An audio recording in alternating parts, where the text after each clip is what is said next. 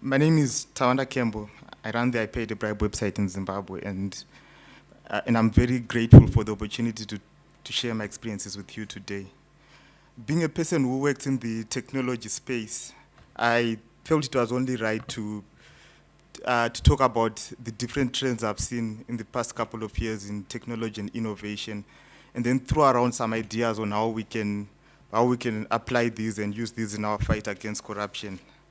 But I think it's also only right to start with the story about how I got involved in I Paid a Bribe and how I moved from being a very corrupt citizen to being actively involved in the fight against corruption.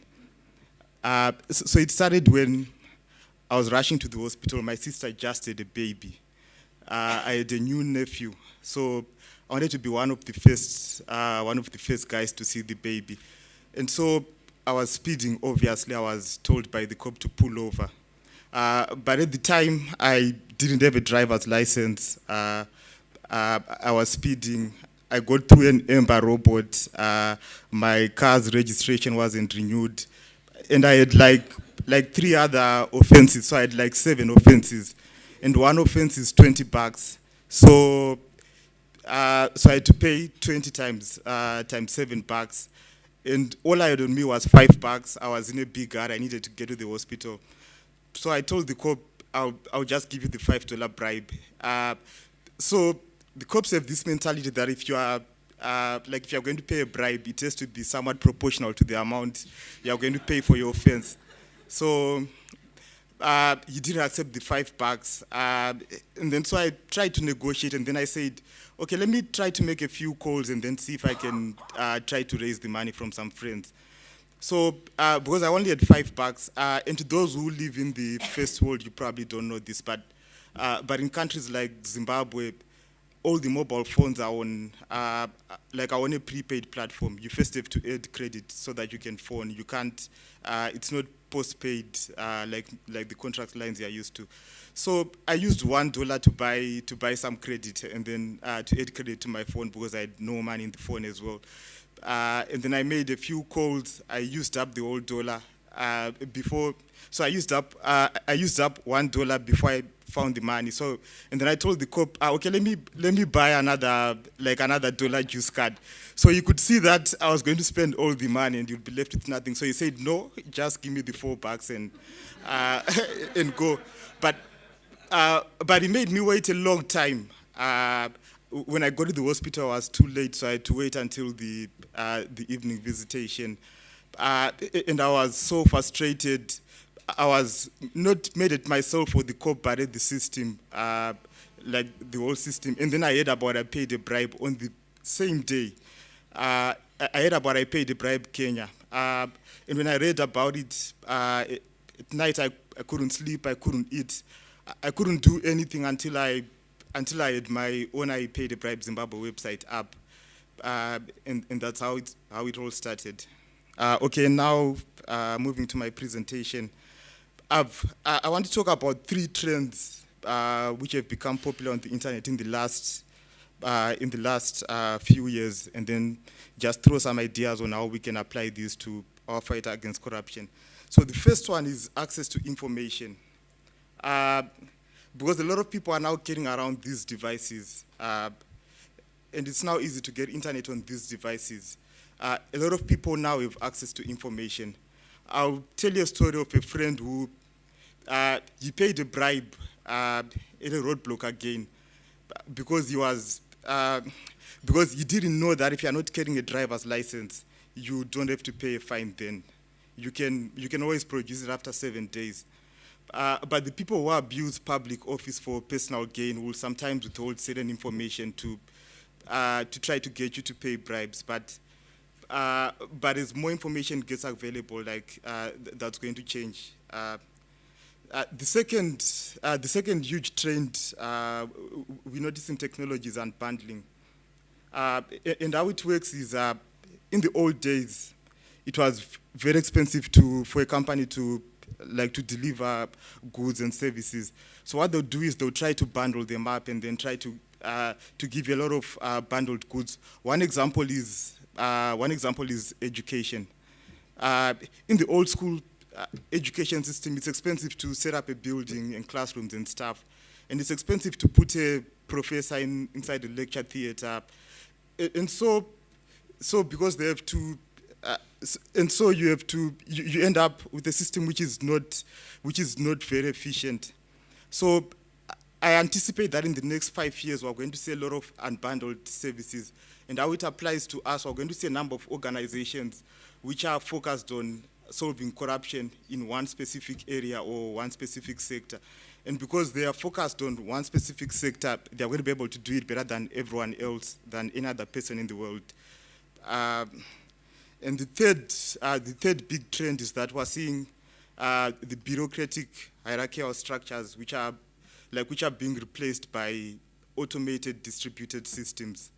And because of this, we can see three things.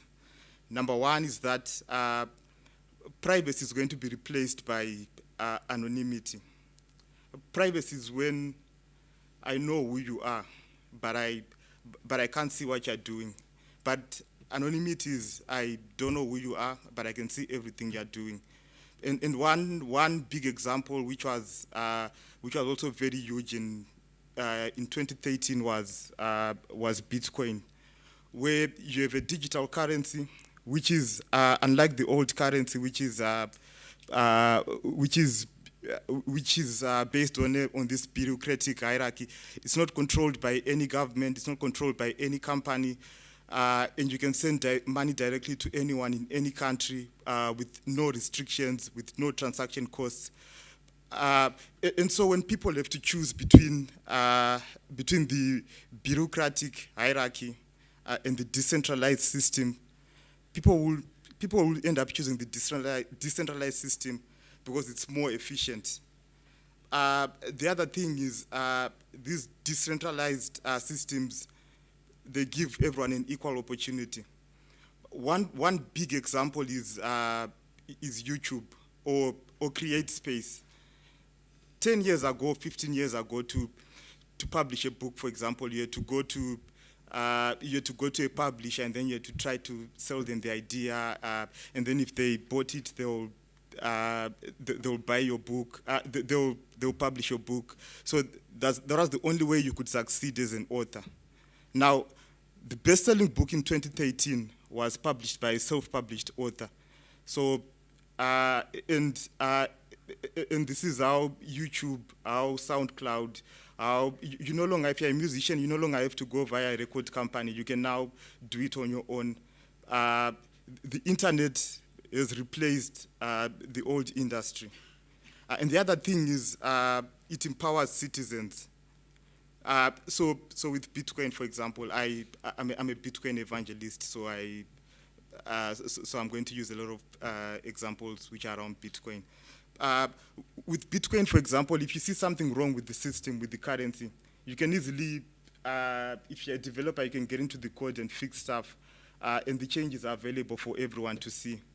Now, imagine if it's a banking system, you can't just go to a bank and say, for example, if they say the system is down, I'm a computer expert, I can't say, excuse me, I'm a computer expert, I can help. They'll tell you to get away.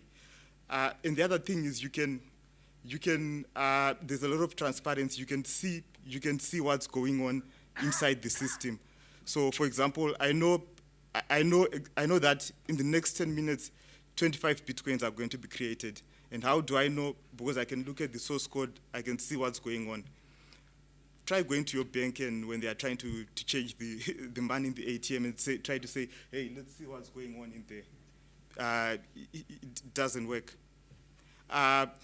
Okay, so these are the three major trends which I think are also going to help us a lot in the fight against corruption. Before I step down, I just want to say that a lot of people ask me, I get asked this question a lot in Zimbabwe, that do you think I paid a bribe will end corruption? And the answer is no. And they're going to ask, then why do you do it? And the response I usually give is, let's call it the parable of the elephant in the hummingbird. It's an old Chinese parable. They say that a very long time ago, a hummingbird went on an elephant. So it was lying on its back with its feet facing up. And then the elephant said to the hummingbird, "What are you doing?" And then the hummingbird said, "I heard that the sky is going to fall. So when it falls, I want to be able to hold it up with my legs." And so the elephant starts laughing and says, "You think your legs are powerful enough to hold up the sky? The sky must be heavy because it's big." And then the hummingbird says, "No, I don't think so, but I'm doing the best that I can now. And if everyone plays their part, we may be able to hold up the sky." So I think it's the same situation. I think the sky is falling, and with I paid a bribe, we're doing the best we can do now with the resources that we have. And if everyone plays their part, we may just be able to hold up the sky.